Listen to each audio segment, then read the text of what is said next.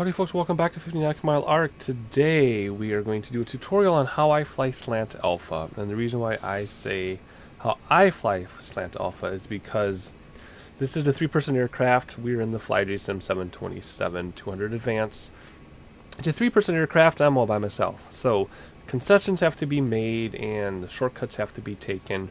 And even if this were a 2-person aircraft like the Beechcraft B1900D, you still have to make some concessions because you're by yourself. So that's one reason why I say how I do it. Also, something else to keep in mind when we go through this tutorial, the SkyVector flight plans and charts don't always line up with the sim. In fact, I did a test run and we're going to have an example of that in this tutorial. So that would actually be a nice problem to have. So that also means we need to make some concessions and shortcuts because the sim doesn't line up with real life sometimes.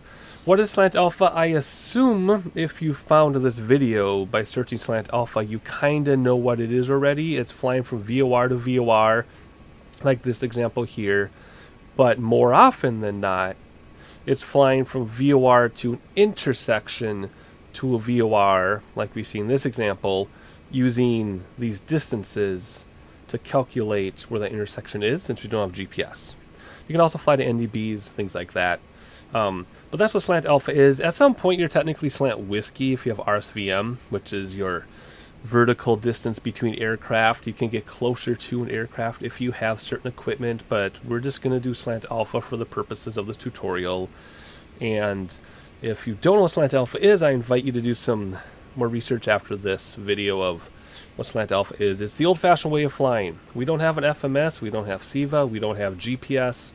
We're just going to use our radios and our instruments, and we're going to fly the old-fashioned way, the way they used to fly before the fancy stuff came out.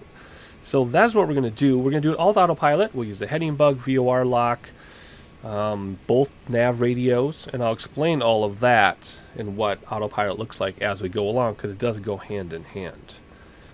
So that being said, let's have a quick look around because we can. Like I said, we are in this FlyJSim 727 version 2.1703.1050. We're at Duluth. We're already on the runway. There's a startup tutorial if you want to see it, or you can watch my other videos. But we're kind of in a snowstorm. It's like raining and sleeting in real life, so you can see the sleet kind of go by. It's not too heavy though. We're just going to depart, get above the clouds, follow a couple VORs, and I think that will take care of it. I'm trying to find my preset. Oh gosh, where's my preset so I can check this, see if there's anything on the radar. I don't think there is. I don't know if that even models anything. It doesn't matter at this moment anyway. I just wanted to check. So anyway, Slant-Alpha it is. We are going to now see what our first leg looks like. So if we pull up SkyVector, we're at KDLH in Duluth. And we are going to immediately track the 95-degree outbound radial of the Duluth VOR. As you see here, it'll bring us to an intersection on the way to the Ironwood VOR. Now this intersection is 48 nautical miles, and we know that from these distances. So we're going to go outbound 95 degrees to the Duluth VOR. When we're 48 nautical miles from the Ironwood VOR, we're going to change our direction and go 100 degrees towards the Ironwood VOR. And then we'll go on and on and on. Okay, so that's what it looks like on SkyVector. Let's see what it looks like on the radios. So we come down here, and in first in our nav, we're going to put the Duluth VOR, which is 112.6. And then we're going to put the next VOR, which is 108.8. So what we'll do is we're going to go outbound the Duluth VOR, which is 112.6, and then at 40 nautical miles, we'll use heading hold to hold ourselves momentarily while we go to the other VOR and reset our direction and then go back to nav lock. Okay, so we're going to use both navs though. So we're going to put the next VOR, which is Ironwood, because the first one is Duluth, and the next one is Ironwood. That's going to go in nav 2, and that's 108.8. And what that's going to happen is if we come up here, our DME2 will give us our mileage to the next VOR. So we know from the chart there's an intersection 48 nautical miles from the next VOR, which is Ironwood. So when this gets to 48 nautical miles, we know it's time to come down here and switch our first nav to the other VOR. And then because we have an empty space over here, we're just going to put in the third VOR just so there's less to do later. So let's just pop in Sawyer, which is 117.1. We'll worry about that later, okay? So one more time, the Luth VOR here, the Ironwood VOR is ready to go and standby. Nav 2, we have the Ironwood VOR ready to go so we can get our distance so we know where that intersection is. And then because we have an extra space, we put the third VOR just to save a couple seconds later. Okay. So what does this look like on autopilot? Well, we'll take off, immediately engage autopilot, and we'll use our heading hold at first to get us stable and everything. And then we will use our heading to direct us towards the VOR. And then when our lock lights up here, which it already is because we're so close to the VOR, lights up, we can come down to autopilot, switch to nav lock. That'll bring us to that VOR, and then we just hang out and chill until our mileage tells us we're where we want to be for the intersection. Go back to heading hold, switch our radio all around, bring it back to nav lock, and then we're on our way next VOR. I know none of that makes sense right now at all because we haven't done any of it yet. So we're going to see that in action. So first thing we're going to do, let's give our cruising altitude of like 36,000 feet. Just so we have something to cruise at, just to get that out of the way. So we have to get ready to depart. We already did our radios. Now it's time to tune our course to 95 degrees because I said we're leaving at 95 degrees. And it went too far. So let's just do single clicks. There we go. You can see we're kind of parallel to the VOR anyway because we're so close. But we'll still set our heading to runway heading, which is more like that, okay? Let's get some flaps down while I'm talking. Alright, so we're going to get ready here. I guess we can do some simulator stuff, even though we're not here to do this. We're just here to practice nav. But let's just go like this. Okay, here we go. Flaps coming down. What does our V card say? 20 degrees at 120. And did I go too far? I did. Okay. Radios are all set. So I'm just going to walk you through this, how I do this. So even if you didn't catch the previous 8 minutes, you can actually ignore that now and just start here if you want to. If you're confused, it's like we're starting over because now we're actually going to do this in practice. So release the parking brake. I'm going to crank up the throttle here to spool up the engines. And we're going to take off. It is stormy. It is kind of icy, but not snowy. I was doing some practice flights with other aircraft here last night with real weather, and there was a big snowstorm and ice, and there's snow all over the runway. It was so much fun. No visibility. It was awesome. But anyway, we're just going to do a regular takeoff. 80 knots. I've changed all my yoke settings, by the way, so I'm still practicing, but that's not what this is about. That's why we're kind of veering to the left. Alright, here we go. We're going to go up. We are airborne, positive rate. Gear up, flaps are coming in. Engage autopilot. Autopilot is going to hold our pitch, and it's going to hold our bank angle at the moment. So the first thing we're going to do, because we already have those VORs set up, right? So first thing we're going to do is we're going to take our heading bug and go towards the VOR.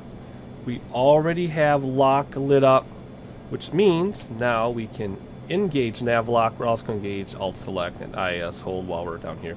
I forgot to engage heading hold because I was too busy talking. So that should change us. There we go. Now we'll head towards the VOR interception. Alright, our needle is moving. Well, the line is moving.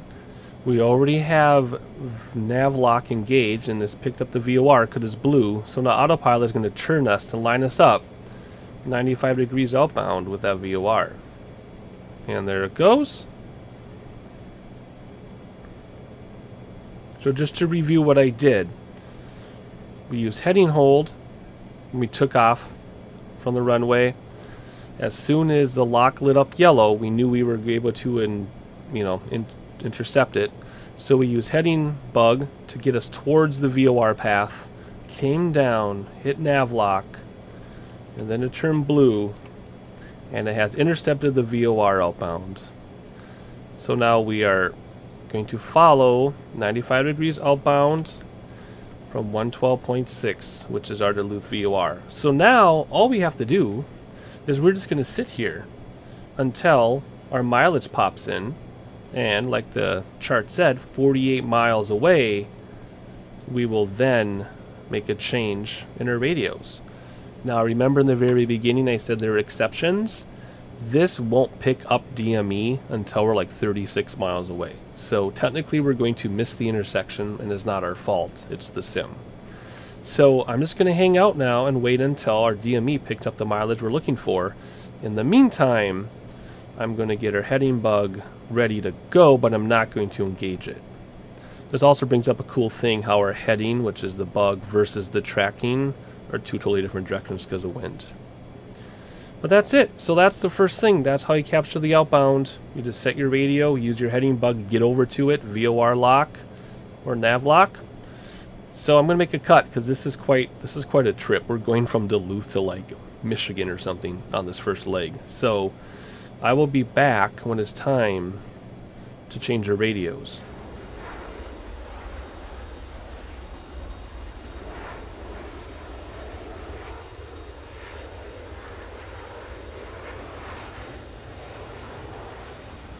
Okay, so we just picked up our next VOR because if you look at the double arrow here, it just swung around. So we just picked it up, however DME isn't engaged yet. So one thing you could do is look at your map and either calculate the distance away from our current VOR, or like I do, I calculate the distance to the next VOR, which hasn't kicked in yet. But the VOR itself has kicked in. We're picking it up on the radio. So we're just going to sit here and wait for our mileage to pop in, and when we see 48 miles, that's when we'll make our radio change. Oh, and there we go. Just popped in as I was gonna cut away here. 43 miles, so it's already less than 48 because of the way the sim works. So what we need to do now is we need to engage heading hold, get our heading bug set up, engage heading hold, and then we're going to switch our radio to the next VOR, which is 108.8, and we're going to come here. We want to do 100 degrees inbound. There we go, and that's it. So now we're going to move this over so we can slowly start to intercept that VOR. And if we look up here, lock is already lit up, so we can come back down here and do nav lock, and come back up here, and it's already picked it up. So there we go. We just went through our intersection, and we're heading towards Ironwood VOR. So just to review, once you picked up the mileage you wanted to calculate that intersection, we use heading hold to hold the airplane straight for a moment, switched our radio to the other VOR, switched our course, and then once this was lit up yellow, we came back to the autopilot and did nav lock, and it turned blue, which means it already intercepted it. So there we go. Now we're tracking inbound 100 degrees to Ironwood. Let's get our heading bug set up in case we bump something. Get the heading bug ready to go. So now let's get the next set of radios set up. We'll come back down here. So we're already at 108.8 inbound. The next VOR is 117.1, which will just get ready to go, which means we can switch this to 117.1 now, because we'll get the distance that way, and there'll be a new distance which we'll talk about in a moment. And then the next VOR, just because we have the room, let's put it in as 110.4, and that's actually going to be intercepting a VOR without an intersection, which is a little different, a little busier. So let's just come back up here, and we are let's see, 25 miles from Ironwood. So when we get to Station Passage, we're going to make our next VOR change, or actually it's just going to be course change in this case. Keep in mind though, look at our altitude. We're almost 28,000 feet up. We'll be about 30,000 feet up. So we're over 5 miles above the ground. So this will never get below 5. So don't look for it to get to 0. We got to keep that in mind, okay? In fact, we're at 28,000, so I'm actually going to go here and hop mock hold. That's an autopilot thing. You can read about that or watch a tutorial on that as you wish. Our heading, it's windier up here, so our heading is a little different. So nothing to do now until we get right on top of the Ironwood VOR, which, like I said, will be about 5 miles on our DME here because we're over 5 miles off the ground. Alrighty, So it's at 18 now. I'll see in about 10 miles or so.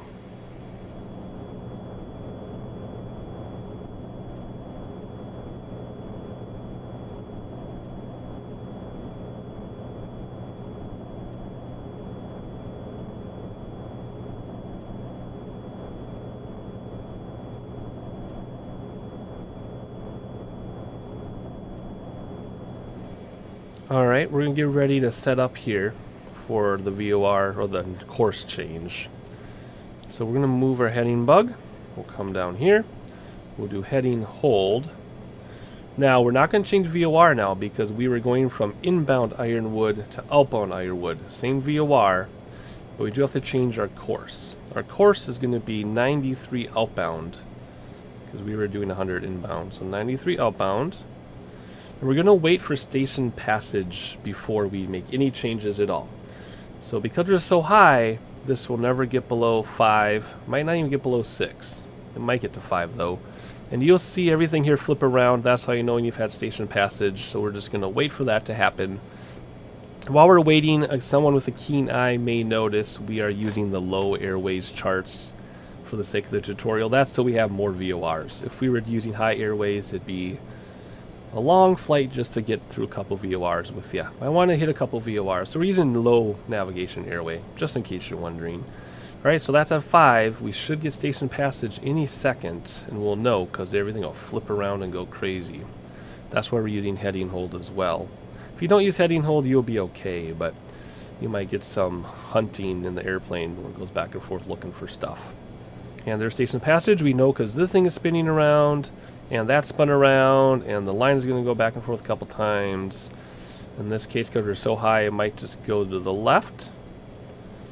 There we go. So we'll use heading bug to get in that general direction, like so.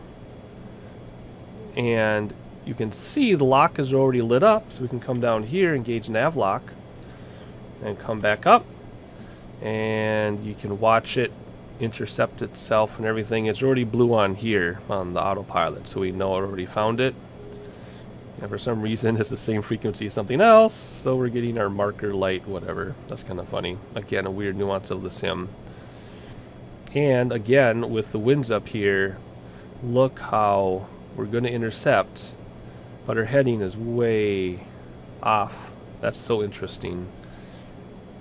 That is really cool. So once we stabilize, we can move our heading bug back in case something happens. So there you go. So let's look at our chart now. Let's look at the next VOR. So we're leaving Ironwood right now at 93 degrees. The next VOR is Sawyer. 50 nautical miles from Sawyer is another intersection, and we're going to make another change in direction. So we come back here. We know our radio for nav2 is already at Sawyer 117.1.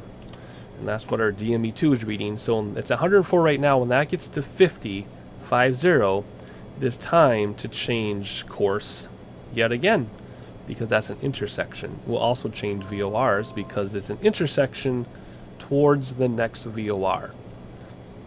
Unlike what we just did at Ironwood, where we're using the same VOR and changing direction, this is going to be an intersection going to the next VOR.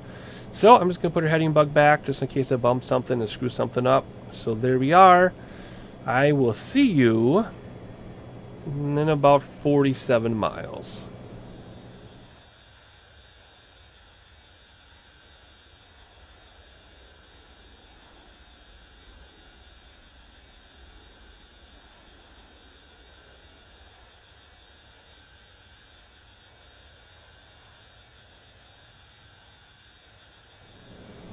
Alright, it's time to make our change because we're almost at that intersection. Notice we lost DME on our VOR that we're up on from, but that's okay. We're still holding our direction. So we're going to go down to heading hold to hold our direction. And now we need to make a VOR change because we're at an intersection. So we're going to change our radio to 117.10, which is our Sawyer DVR. Come up here. We're going to change course 100 degrees inbound. We'll switch that to 100. I went a little too far. And we'll use our heading bug to get us in that direction. And we can go a little bit past it if we want to. Lock is already lit up. So we can come down here and do nav lock. And just double check everything. Yep, We're 100 degrees inbound based on the arrow. We're 50 miles away, so we're exactly at the intersection. We hit this intersection exactly right. VOR lock is in blue, so there we go. So now we just sit around until our DME, that's going to change in a second. I guess we can use this DME. We'll go to 0. That'll be the Sawyer VOR, which we will have another station passage, and we will make some changes there. So let's head back down here and double check a few things. So we're going into the Sawyer VOR, and we will be going outbound, but we can get the next one ready to go, which will be 110.4, which we already have nav 2, so we can make that switch now. And then the last VOR, which we won't get to on camera, but if I were to keep going, I would put in the next VOR, which is 111.8, and that is the Pelston. So inbound and then outbound Sawyer. The next one, which is Shoals Craft, is ready to go. Nav 2 is pointing towards Shoals Craft, so we get the distance. And then if we were to keep going, the Pelston. Okay. And then for this last leg, it's a little different. If we look at the chart quickly, there's no intersection here.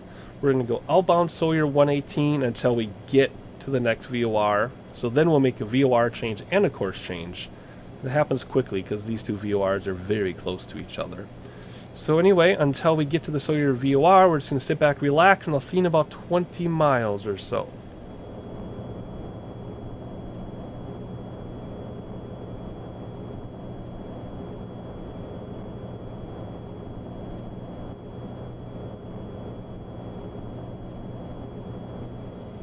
Alright, we're about to hit station passage over Sawyer. So we're going to get our heading bug set just right. We'll come down here, engage heading again. Now we're not changing VORs because we're at the same VOR, but we're just going to go outbound. And we're going to go outbound 118 degrees. So we're actually going to make a turn for once, or first turn rather than just a little bump in direction.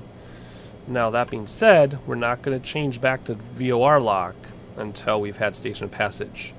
So there we go, we're 5 miles, 6 miles or so off the ground, so that'll never get below 5. We'll wait for station passage and we'll know because our arrow will spin around, and there it goes, and it's spinning around down here. We've had station passage. Let's use heading bug to make the turn. Like I said, we're actually making a sizable turn this time.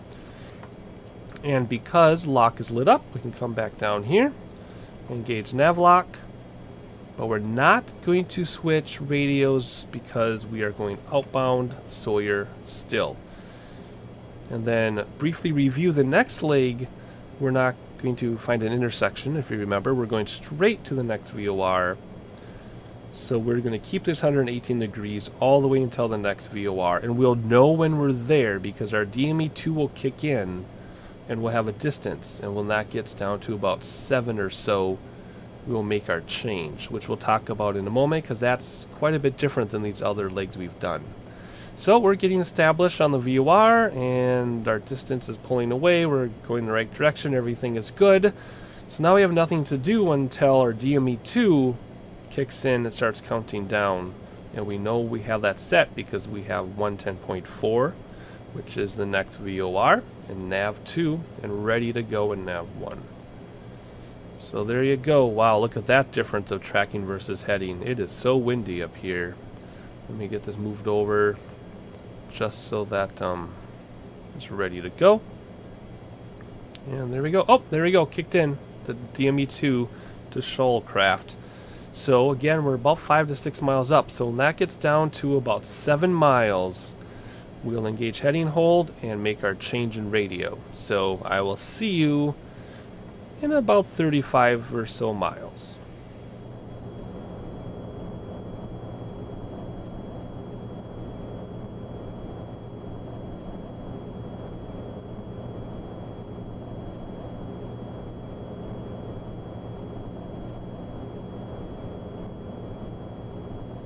Alright, we're a few miles from the next VOR, and remember, again, we are so high in the sky that this will never get below about 5. And this is the next VOR, but we're coming from the previous VOR. That's why this is different this time. So we're going to come down, we're going to do heading hold, like so.